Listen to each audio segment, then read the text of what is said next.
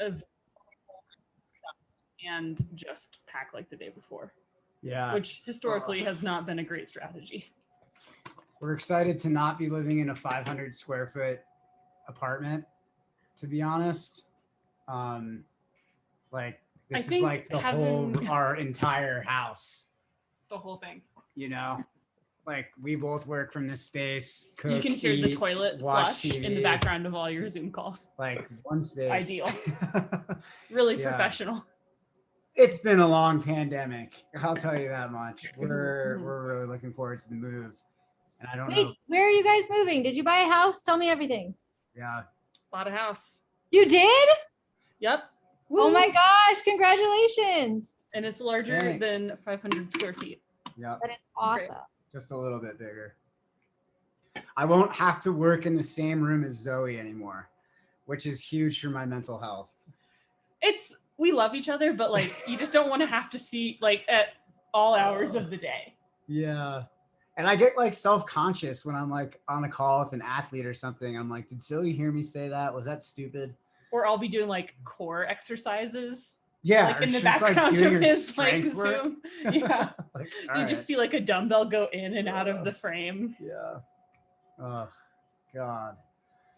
Yep. Well, a couple more weeks here. We're trying to get ahead because we've got this weekend we're racing. Next weekend, Zoe's working for the Hard Rock 100 endurance run. I'm not working for it. I'm covering it, whatever that means. I'm taking pictures for Instagram. It's like barely work. They're like paying for you to do it or something. I don't know how you guys do your business. I just know what to do with Microcosm. I mean, it's more just like it's of interest to our audience, so we cover it. Yeah. No money changes hands. Yeah. Yeah, like this is a crazy month, right? So we're trying to I feel like the whole summer, you know. Yep. It was like half the pandemic. It felt like, wow, the passage of time is like barely occurring. And now I'm like, oh my God, we're moving in 2 weeks. Yeah, it's already July 5th. We're 5 days into July. And it feels like the summer is just like blowing by. Yeah. Yeah. Oh my gosh. Summer's too short. Summer should be like 6 months long. Well, I mean, we're 6 minutes after 4 and we've only got a couple people on the call today. This could be all good. That, people are probably like with their families. I hope so. And we'll just record it and people can listen like on their runs. Yeah, which is really they great. can listen. You guys can listen on Friday when we are in the car driving to Silverton to try to get ready for our race. Cool. Yeah. I don't even remember what these questions were. I know the ones that we did on Friday were really great.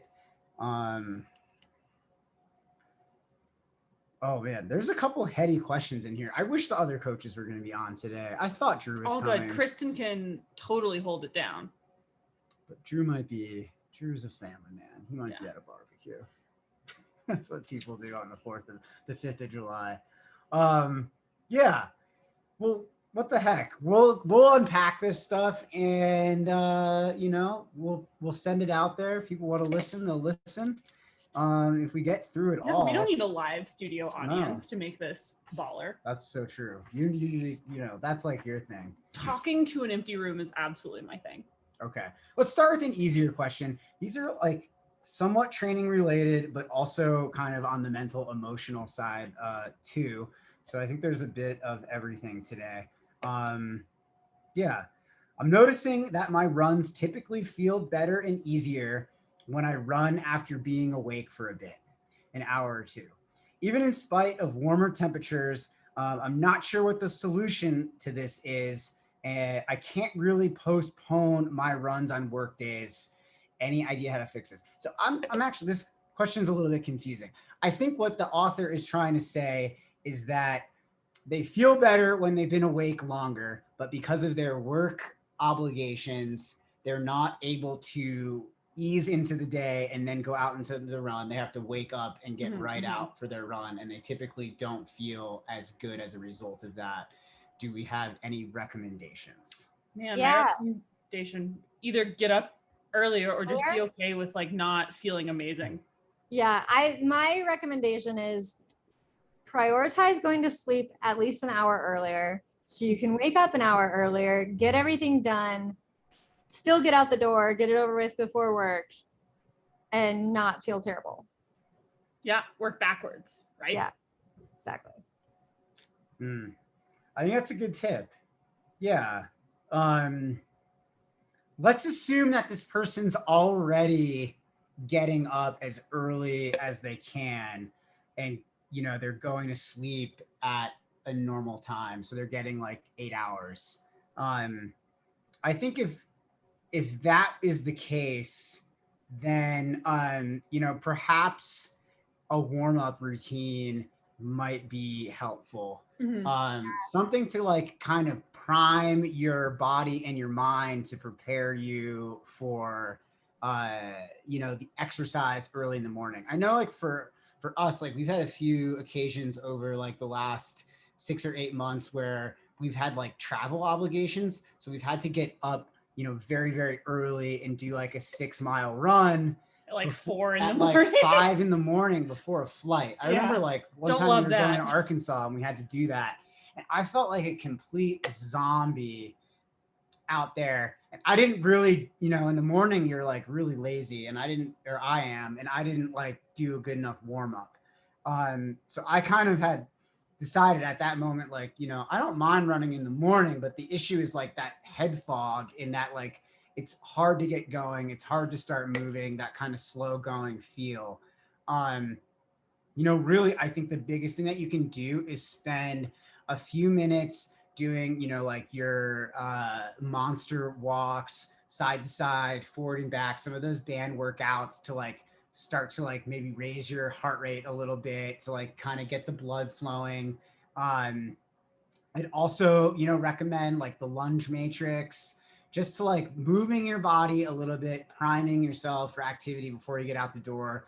I like doing butt kicks and high knees, like some of the agility, quick feet stuff that can kind of help with your cadence and things like that before going out on some of those early morning runs as well. I think some of these tips like are really good for race day preparation too, because we're often like starting these races like many hours before we actually do our normal runs.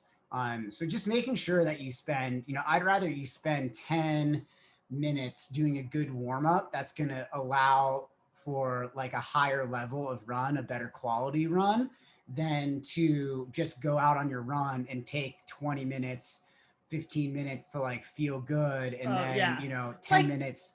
5 good miles is way better than 6 shitty miles. Yeah, I agree. So, if let's assume you're already nailing like what Kristen mentioned, like go to bed earlier. Yeah, like that's huge, right? Like we've got to go to bed earlier whenever we can. And that means sometimes it means you're just going to wake up feeling better. And other times that also means that you're, able to wake up a little bit earlier so you can give yourself more time before you go out and run. If that's not the case, I would recommend a warm-up routine. Yeah, Wake Up Legs, I think, is a David Roche YouTube video.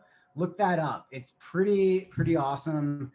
He kind of goes through those banded workouts and some calf raises and some stretches and things like that. That kind of help prime you for the activity. But like the key is like you've got to prime your system. So if you have trouble in the morning and coffee isn't like your primer, or it's not enough, I would definitely recommend the warm-up routine. Yeah, definitely do a warm up, and just know that it's okay to not feel, amazing in the morning. That doesn't make you a bad runner. That just makes you a person. Totally. Yeah. And give yourself a chance. Like, don't, it's hard to sometimes go into every run being like, I'm going to feel like a zombie. I'm not going to feel good out there. Don't be afraid to just say, all right, it's going to take me 10 minutes to feel like relatively normal. And I kind of just accept that. And I'm going to run even easier and give myself a bunch of grace. Morning runs are definitely really, really tough.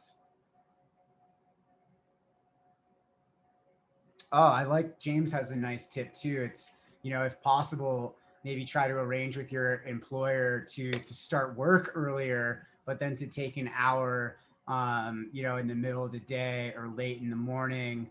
That way you can do your run then. I think, sometimes for hourly workers, but working from home and you've got to like bill your hours, clock your hours. I think of some of the lawyers that are on my roster, doing that work a little bit earlier and then giving yourself like that flexibility later. If that's an option, that could be great as well. Yeah, I did that back when Trail Runner had an office. I just kept like every Monday I would take a shit ton of clothes into work and then I would bring my dirty clothes home. Or just leave. Like if I had gear to test, I would leave it there. Because like I'm a morning person, but I don't like running in the morning. So like I usually start work around 5:30 or 6, and it's kind of nice to get a couple hours of work in, and then I'll head out for my run by the time my body is like with the program. Yeah, awesome. Cool. Here's an interesting question about a situation that came up at a race recently. Ooh. I'm interested to hear your thoughts about a situation that came up at my recent 30K. Race directors allowed participants who were running the 50K and 80K race to drop down to the 30K distance mid-race. This author describes this as kind of a DNF, but it was just the distance part. So they were like, what's happening is someone's running 80K. They didn't feel like they could make it. They ran 30K and they got a race result for 30K. Furthermore, these participants were allowed to then qualify for placing for awards in the 30K distance, even though it was not the race they originally started running. Also, the 50K and 80K races started at an earlier time. So when many of these people were dropping out, it was only a few hours after the normal 30K runners were starting their own race.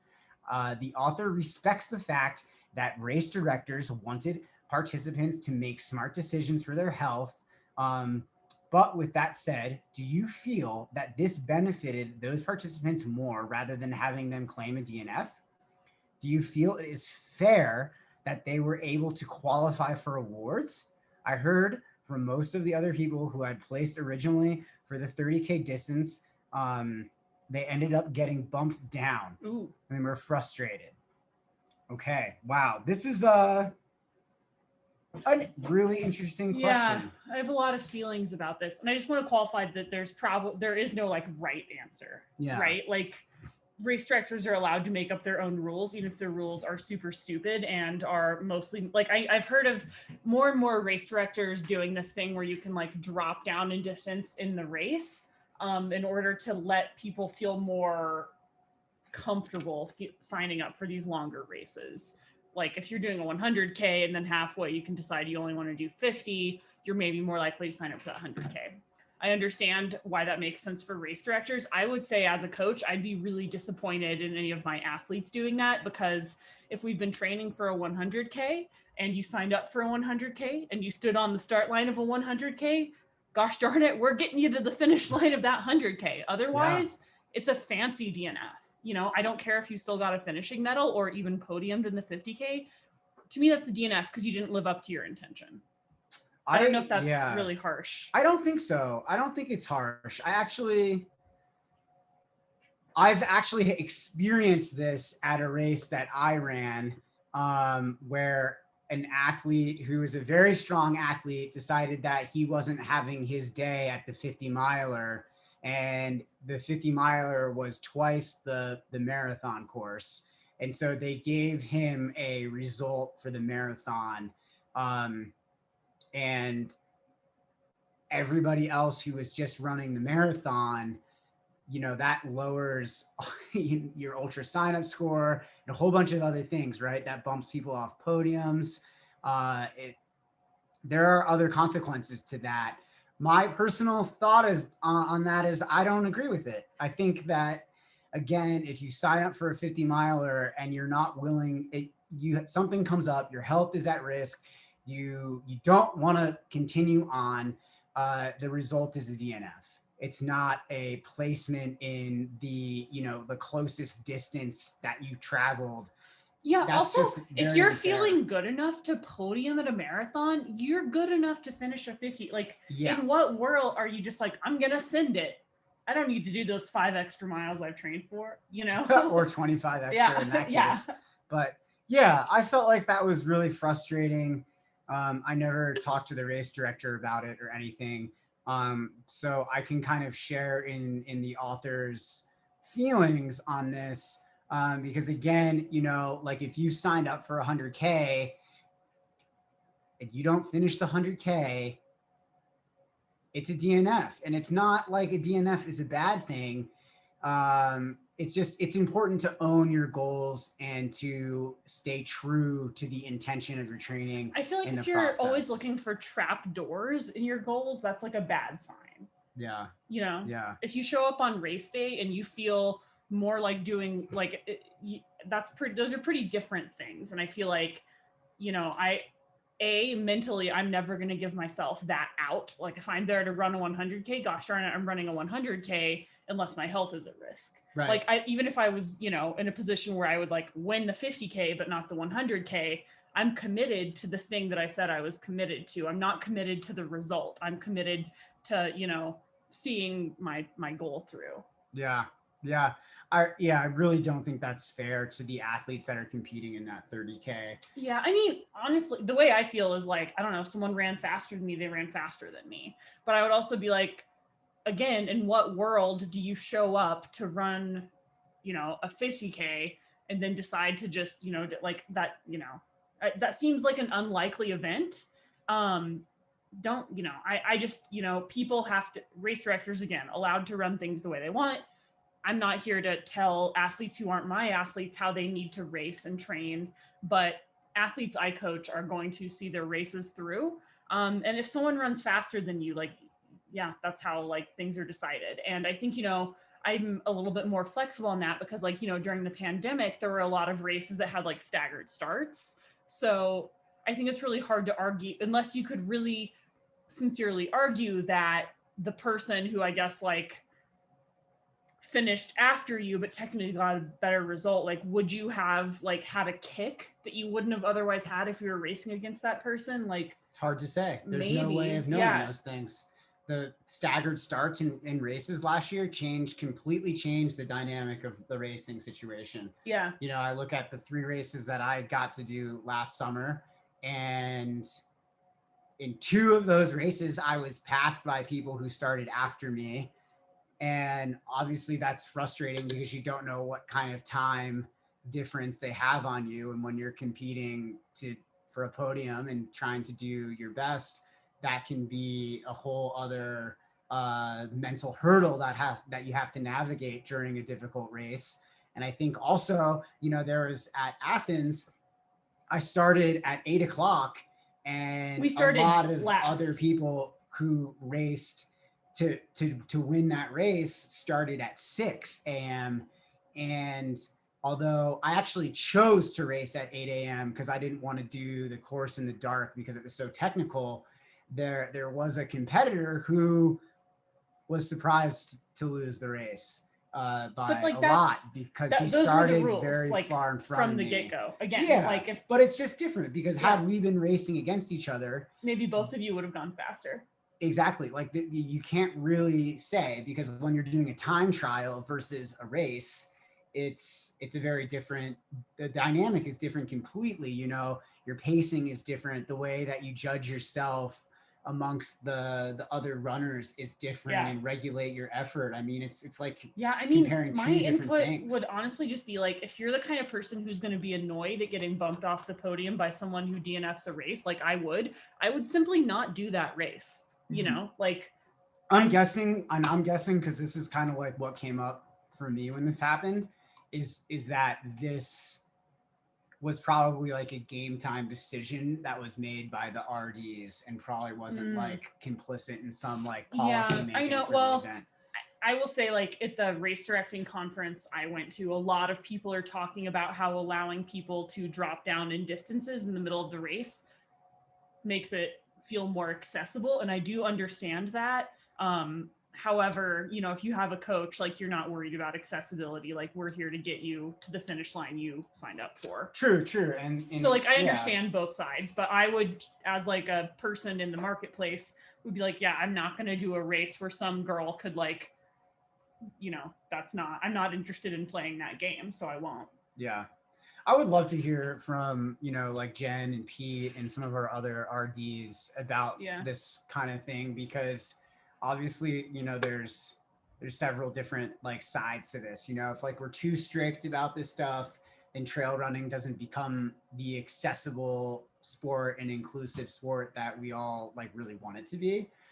So if we're so hard lined, on it, I think that that's that could be understood as like, this is a special people's club, um and that's not what any of us want, right? But I think also, respecting the athletes that sign up for their individual events and respecting their results is really, really important, because those athletes have worked really, really hard to get to those start lines and then to compete at their given event. And just because, somebody has, a bad day and then decides in the middle that they don't want to, finish up their race, they want to drop down to a lower uh, race, whatever, 30K from from 50K to 30K or 80K to 30K, whatever the author mentioned here, 50 and 80K to 30K.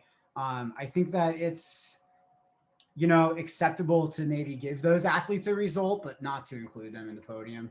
They weren't racing that race. Yeah. You couldn't do that at the Olympics. Yeah, You exactly. So come on. Well, that's something like if you DNF halfway through Leadville, you don't win the Leadville 50. You Right. lose the Yeah. Leadville 100. Right. You don't win the silver rush. And if you're Yeah. trying to like be good at this sport, then like, I don't know, like hold yourself to a high standard and don't apologize for it. Yeah, And, like and- I won't apologize for holding my athletes to a high standard. Exactly. Well, I agree, and I feel like as an athlete, if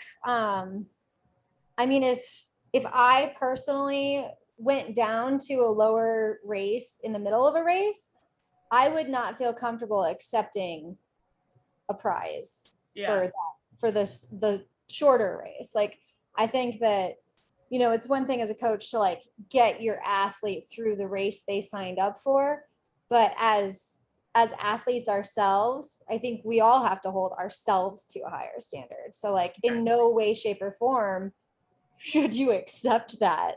Because it's like what Zoe just said. If you make it to Winfield at Leadville, and you're whatever, that doesn't mean you get second in the 50 miler. Yeah. That's crazy, and if that was an Yeah. option, you'd have so many people doing that because it's easier. And like the difficulty in these races is following through. So I agree with everything that you guys said.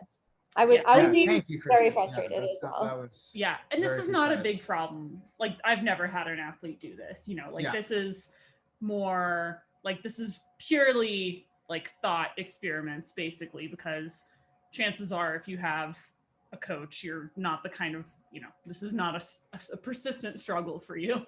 No, but this is something that happened to one of our athletes. Yeah, at and a they got race. bumped.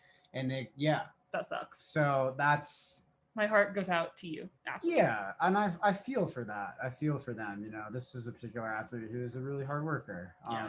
So yeah, gosh, I don't want athletes to get into the habit of that. Yeah. I think there's sometimes choosing to opt to a shorter distance, maybe like the week of, Yeah, and because that's like you're a not total, feeling good, yeah. is okay. And when you talk about that with your coach and you make a plan for that, like that's totally legit. Because obviously we don't want you guys to like be sacrificing your physical or mental health and well-being to complete a race. This is just trail running after all. So, never go to the point of like trying to finish when your health is at risk. But again, owning your goals, as coaches, like Kristen said, it's our job to get you to the start and then the finish line of the event that you are working towards. So like dropping down mid race to get a result at a different distance while, because you're having a tough day is not part of the program. Yeah. Cool. Yeah, so glad that we got Very to much answer that preaching question. to the amazing athlete choir here. Yeah. So I know. I'm looking at the few names that are on this call today, and just not am a like, not wow, a DNF in these crowd. are all really committed athletes here. I know they're on a coaching call on a holiday. So Yeah. these are achievers. Okay, I feel like this is a good follow-up question Yeah, and Kristen, really interested in your kind of opinion on this one as well. Although I feel like we all might have similar answers. Okay, will okay, sorry. Let me rephrase this. How will an athlete know when you're disappointed in them? I mean this disappointment less so about their performance, but instead about their actions or mindset in the process. For example, if they're doing something counterproductive to long term growth, how do you, as coaches, each try to relay to your athletes that you do not approve, recommend their recent actions? I love this question because it has a straightforward answer. And if I disagree or am disappointed in an athlete, I will straight up tell them. Like, I'm not here to play games. I'm not like a distant father who's like approval you need to play games to earn. Like, I'm here to, like, I will always tell my athletes how I feel. And like when they're doing something that I feel is against their best interest. And I will like if I tell them I'm proud of them, it's because I freaking mean it. And if I say I'm disappointed in a decision they made, it's because I mean it. And I'm never gonna like, I don't know, I'm never gonna, you know, Yeah, try to like play games with people's heads. And I will always let them know when I feel that they're falling short of their potential. cool. I love that answer. Great job, Zoe. Kristen. Can I borrow Zoe's answer? Because that was great. I've had an instance where I had to be very direct and say, like, I'm wondering what your thought process here was. Like, why did you think this was a good idea? Because I disagree, and because XYZ. And that usually ends, like, it ended with a phone call where I could explain in words and not text, because sometimes words can be misconstrued, and I'm very much a people pleaser and don't want anyone to get mad at me ever. So so it was just very much like, hey, it's not that I hate you and think you're a terrible athlete. It's that this one decision I don't agree with, and I want to understand your perspective. Let's talk about it, because if you're in this situation again, I don't want you to make the same decision.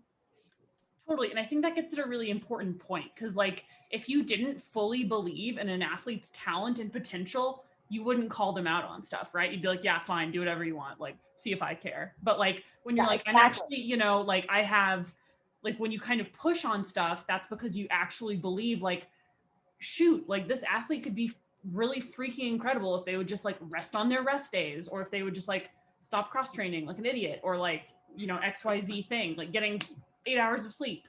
Like if you push back on something, it's not because you're like, this person, I hate them and they're doing everything wrong. You're like, I really love this person and I will kick myself if I don't give them every opportunity to realize their potential. Yeah. Yeah, right. Like I think that Exactly. I think it's really frustrating too as a coach when you see their potential but they don't. And I think that there's a couple different ways to address that, and it's always going to be individual for that athlete. But yeah, I think the move is just to be as straightforward as possible. Like, we're not here to play mind games, like Zoe said. That's not productive. Yeah. I'll never tell someone I'm proud of them if I'm not actually proud of them. And if I'm disappointed in someone, I will tell them. Yeah, I think, both of you guys have great answers and have obviously had a lot of experience dealing with this.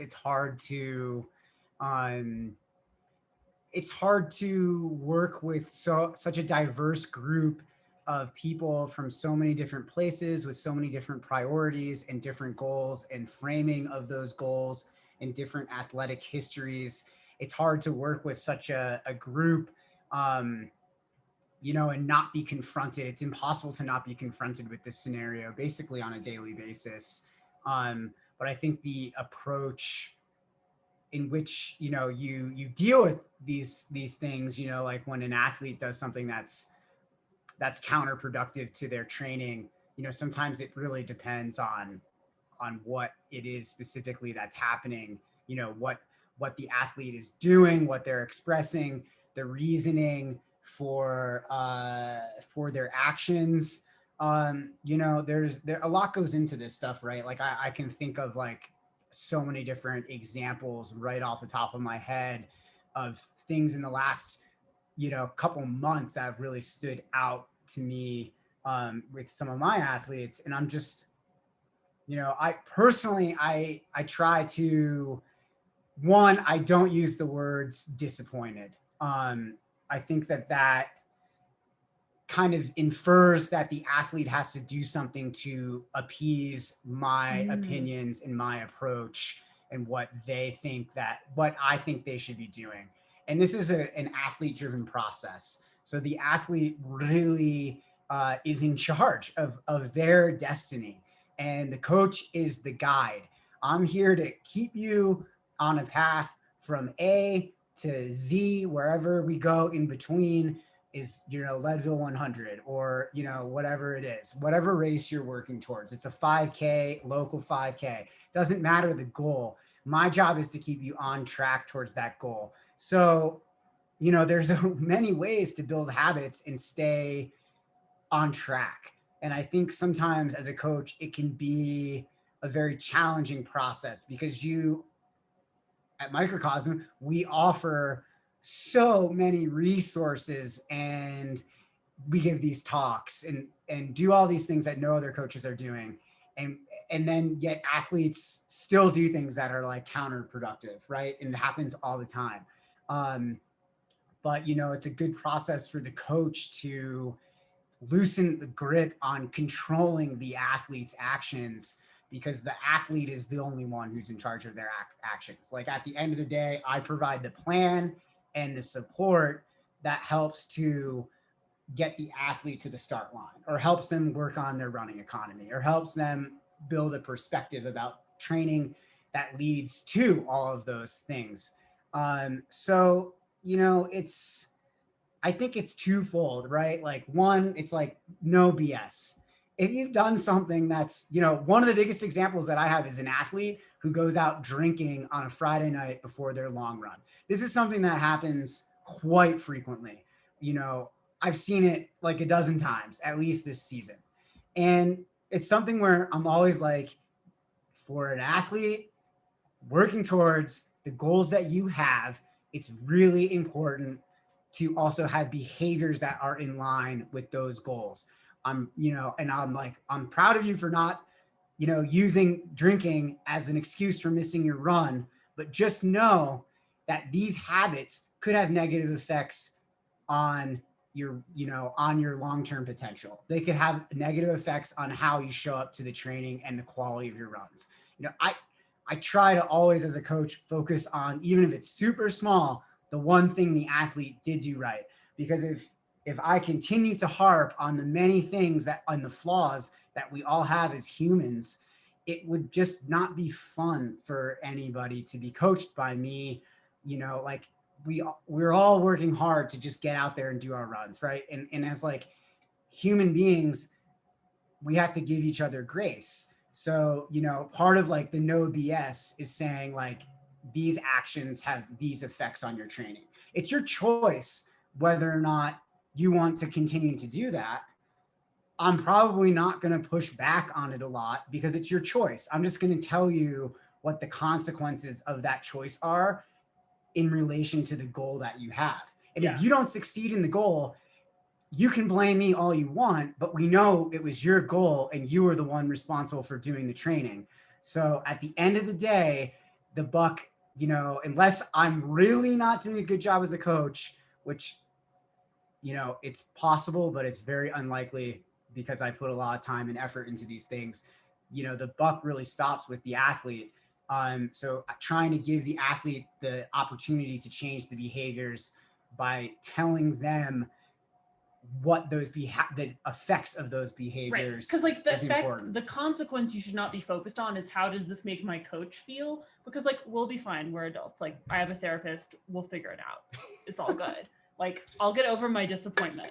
But it's going to be harder for you to like live with whatever consequences of like skipping training, skipping rest days, like not sleeping, like whatever it is. Like Zoe will get over her disappointment, but the bigger question is, can you live with that? Yeah. I mean, I've been blamed for everything from here to the moon for things that athletes, falling short on goals. And at this point, I have very little, I give very little time to that. I'm an athlete myself. And when I have a bad race, I don't blame it on my coach.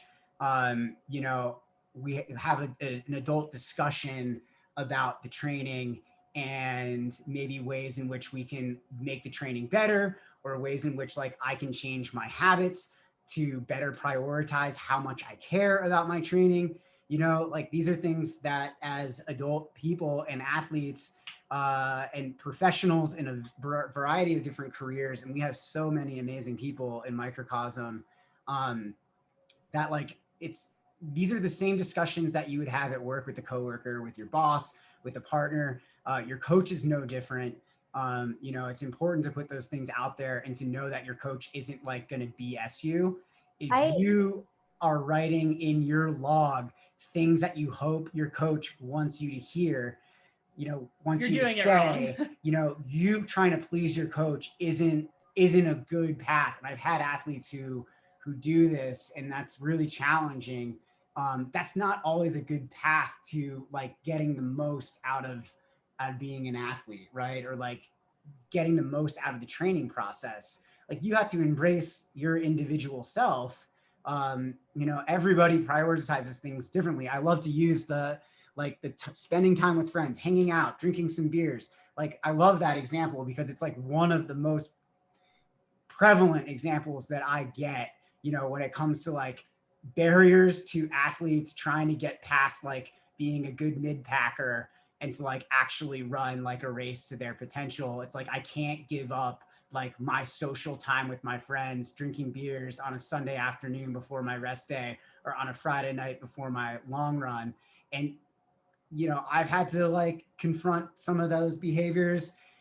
We all have to like figure out a way to like make our social lives work. And sometimes that like you have to like give and take. You don't have to be a monk. No. Like we're never going to ask that. But if you are, trying to improve and you're really trying to optimize things and like make smart decisions, then like don't look to your coach to validate superfluous like roadblocks. It's so true. And I have a follow-up question. Yeah, Kristen, please. So hypothetically speaking, if you have an athlete who like doesn't always follow your training, or says I didn't run today because I felt like shit, but doesn't describe how they actually felt without, there's no explanation, and then they're upset with you as a coach because they're not seeing the results they want, how do you respond to that? I would say let's get a blood test, because we need to eliminate like all possible medical explanations. I think, I've had a lot of times people, they think they're like not good athletes when there's like just actually like some underlying medical condition. Like I've had athletes discover some like autoimmune things that way, or just, like mineral deficiencies, and those are super real. So start to eliminate super real things. And, if hypothetically someone got a blood test and like everything checked out, I think, I tend to like, I believe when an athlete says something, I believe them. If you don't feel good, I'm like, let's find out why. But then we also have to like create concrete, we have to act on that, right? Like if you don't feel good, then I'm like, let's get a blood test. Let's do this. Like I'll have athletes journal their sleep and I'll audit their sleep. I'll have them connect with a nutritionist so that I'm making sure they're getting the nutritional support they deserve. And like, if all of those places are in line and you're still not feeling good, I think that, it's like we need to back way off training. We need to just like start eliminating possible reasons. I think that is a great default protocol, Zoe. I want to take this a step back though, because it sounds to me like Kristen is talking about an athlete who maybe might be unwilling to do that kind of work. And that's actually pretty, not super common, but like, yes, we've seen that. And what I usually say to that is like, if you're not willing to take concrete action, then I am not able to, like, I can't like there's nothing I can write in an Excel spreadsheet that is going to fix your unwillingness to start finding Absolutely. solutions. I mean, at what We have a point saying though, that you have to participate in your own rescue. That's our household saying. I like that. I love that. But yeah, I think without, getting too far down the rabbit hole here, if money is a factor, if time is a factor, different resources can be a factor. It's just kind of hard to figure out all of those little details. Yeah, and those are super real. And I understand that I am approaching this from an angle of privilege. It's very cheap to take 2 weeks off running. And we do just, that would just be something where I'd really want to have an honest conversation with the athlete. Like, what are your life barriers towards you seeking the help that you need and deserve? And how can we support this, right? Like, we see this frequently, unfortunately, with like mental health care of people who like, they feel that it's not accessible to them. Their health insurance doesn't cover it. They're underinsured or uninsured. And we'll try to work with them to connect them with some sort of service that works with people either on a sliding scale or for free. But, again, like frequently I've also had athletes say they don't feel they can afford something. And then I'll get on a phone call with them and we'll actually start to look at like what things cost. And they're like, oh, I was maybe just a little bit nervous about like seeking it out. Cause sometimes people like, I get it, like I used to do it too, like you find sometimes when you're concerned that maybe you don't have that much potential, you will put up barriers in the way so that you don't ever run the risk of finding out that you're not what you thought you were. That's something we see, but also again, like money is real, resources are real, insurance is real. However, again, if you're not willing to work with us, like we'll try to help you find like some sort of affordable PT solution, some sort of affordable healthcare solution. Totally. But again, like we're limited in how we can help you if you're not going to take steps as well.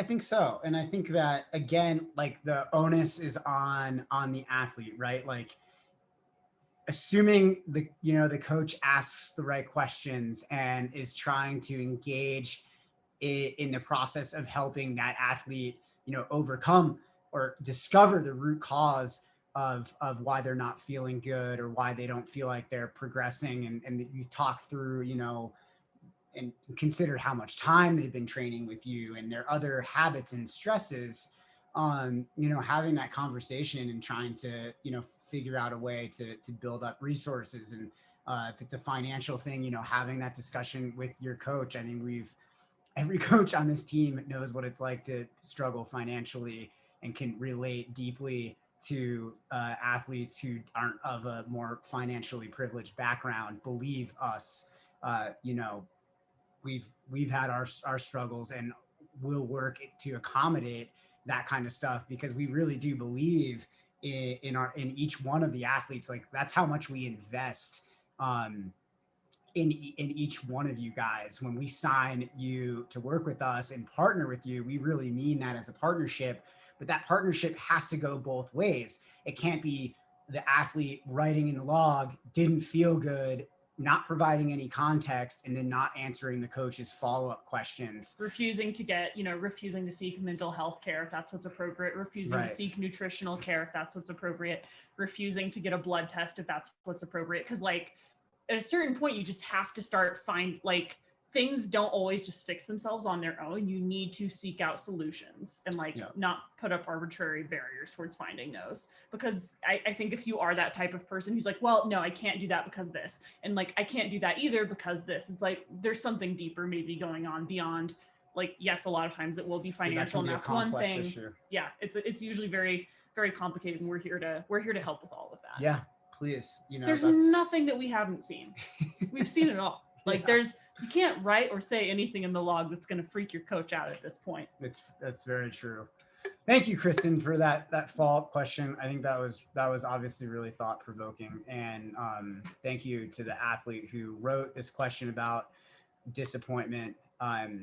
We're all very proud of you. Yeah. And seriously. If we're not, we'll tell you. I'll tell you. TJ won't. That's okay. I have my ways. We have a follow-up from Chris. I'm just going to take a second to read it. It's a great question.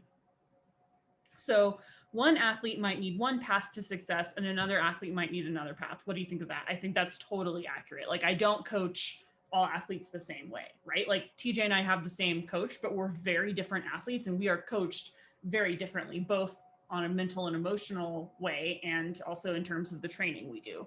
I would never, I do not treat I treat all my athletes equally, but in a way, and like this is why another reason that you just have to work with a coach for quite a while. Like, the better I get to know an athlete, the more I can like coach them the way they need to be coached, not the way I think they need to be coached, or the way I want to coach them, or the way I coach James or whatever. Like, I have to get to know each person so I can give them the quality of coaching and care that is going to work for them. And like, people are all different. Some people just need more of one thing, less of one thing.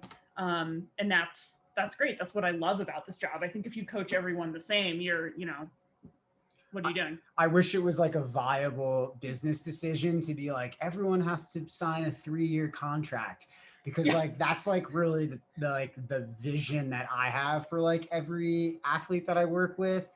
And I feel like that's like every year, every 500 days, like, you're really starting to understand the people that you work with, especially the athletes that like are willing to give you some context of the things that they have going on. I find that like both the space is cathartic, and also, like knowing that someone is supporting you, even though you're going through, these challenges, you're still showing up for yourself in the form of like getting your training in, expressing that, showing your passion for the sport. I mean, there's just like all of these amazing things that come out from using the training log and using it well, and being a real participant in and having ownership in the athlete side of the process, that like allows the coach to like kind of like over time take things from like, a strong methodology and approach and understanding of how to coach somebody from point A to point B, and to support somebody from point A to point B, but then to really individualize going from point A to point B. And that isn't something, obviously we all do our best to take into account, like athlete history, athlete, races, athlete like stresses, and the other parts of their identity that make up who they are and that contribute to, a day in the life of an athlete, but that's still, you have to have that window seat for many months and years, in my mind, to really like understand somebody, to really understand their feedback, to understand the context and tone behind some of what they do, because like most of what we do is going to be written, and so sometimes expressing things in writing can be more challenging than if we were to do video calls, every week or every day. I mean, there's so many different ways to be a coach, right? But in the end, it's a good coach is the coach that takes you from point A to point B in a healthy way that elicits, not just physical transformation, but I think mental transformation as well. And there's many ways to do that. Yeah, in the same way that everyone's body is going to respond to training stimulus differently, like everyone's brain is going to respond to life and training stimulus differently. And if you're giving everyone the same workouts, or the same, like, if you're engaging with them the same way mentally and emotionally, then you're just leaving a lot of potential on the table. And also, that's like not how you interact with humans ever. Yeah, totally. Yeah. Thanks, Chris, for always with the good follow-up questions. Yeah. Oh, shout out. We need more questions for next week's call. If you guys have anything comes to mind, we'll just start doing table topics. Or like never have I ever. It'll get weird. I don't really want to start this next question. It's going to take more than 7 minutes to respond to it. So I'm going to go back to a question that came up on last Friday's call that I wrote down here. And maybe we'll go around the horn real quick between you, me, and Kristen, and just end the call with, like a little motivation thing. But the question that kind of came to mind after some conversation last Friday was, what keeps you going on really hard days? Kristen, start us off. Oh God. Sometimes Well, this is a really hard question. My husband and my dog, and sometimes pizza when he's not being a giant terrorist. Um, but I think just not taking anything too seriously, and just kind of like laughing at the shit, because there's always going to be something that doesn't meet your expectation. There's always going to be something that you wanted to perform better at, whether it's work or running or life. And I think I like to tell people a lot of the times that, like, you can sit in the suck, but you don't have to live there. So lean into it, absorb it, process it, do whatever you need to do, but then move on. And I mean, I feel like I'm, calling the kettle black here, because I have some like past stuff that I've dealt with for years. And it's, I have to remind myself these things too, but zooming out, and just taking one step forward. Yeah. Love it. Like Love the it. worst thing you can do is nothing. So just keep moving. So true, especially on race day. Zoe. Yeah. I guess like what gets me through hard running days is knowing that it's either it's not the hardest run I've ever had, and so I'll therefore survive it, or B, if it is the hardest run I've ever had, that it'll make me tougher for the next hard run. And I'll probably survive that also. Um, and I kind of feel the same way about like days. I always remind myself that I've done hard things before and I'll do hard things again. And just gotta kind of like move through it. I think the scariest thing is like when you've been in a place where you maybe don't, where you temporarily don't feel hope. But once you're able to kind of work through that one time, it gets a lot easier, I think. Knowing that like it's okay to feel like there may not be a way out of something, but there always is. And like holding both at the same time, being like, how I feel is valid. However, likely things will be okay. And maybe even in a year, I won't even remember this. Awesome. Yeah. Great answers, guys. I like both of those. What about you? Yeah, for me, I think it's twofold. One, it's kind of an internal motivation on hard days, to just to see what lies beyond, a desire to see, where that potential lies, and like kind of living in those hard days, the understanding that like, the hard days are great, you think you're giving everything, but you probably have 50-60% more to give. And if you just give yourself that chance, and I think sometimes it's just like laughing at like how like ridiculous like running an ultra and feeling like shit in an ultra is, or like just like a tough moment in coaching, or wherever, like those tough times, hard days come from, just laughing at it. Like we choose these jobs, we choose these races, like we've taken and put all of this on ourselves because we love what we do. And that's a huge privilege. So like internally, I really try to like harness that, and to see, use that to get me beyond that hard moment, to keep me going. And the other thing is I believe deeply in being a good role model for all of our athletes. And so, that really is something that I think about on every single run that I go out on. Giving my best, because my athletes are out there giving their best, and their coach, needs to walk the walk and talk the talk too, and can't go, give out tough love, or say like, hey, you could do better with this, if they themselves are not, deep in that process as well. And so, on tough days, especially tough races, I think a lot about the athletes. I do too. Like I'll be out on a long run and maybe not having a great day, and I'm like, man, I've got athletes that are like holding it down in like the children's ER right now, or like working at a hospital on a reservation, or like doing like raising, being a single mom, like doing all these amazing things. And I'm like, okay, like if like you have so many incredible people in your life, I feel like a reverse role model. Like I get role modeled by the athletes. Yeah. Yeah. I'm not holding it down in an ER. I'm not raising a family. I gain a lot of strength from the amazing people on our team. Yeah. Oh man, it's like running on faith. I think a lot of those in those moments, drawing from those things, the amazing work the athletes are doing, or drawing on your internal desire to see what's beyond a hard moment, or like, it's all about like having faith, trusting yourself, and building that over time. I think the hard days get just a little bit easier because of experience. Yeah, totally. The hard days get easier. Just a little bit.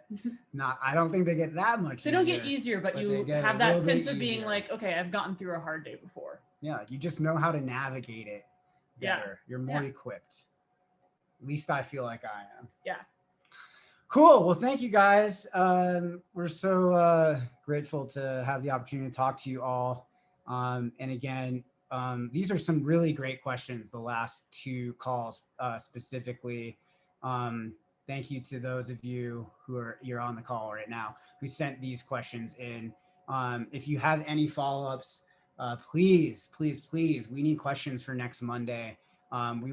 We know we're only doing a limited number of Zoom calls this month because of our personal schedules right now are really tough. But we do want to do as many of the Coaching Corner sessions as we can, because we feel like this is one of the best ways to get good information out to all of you on the team. So if you got something, follow up with us. We will see you guys in a week for the next call. Yay. We will not be doing a call on Friday.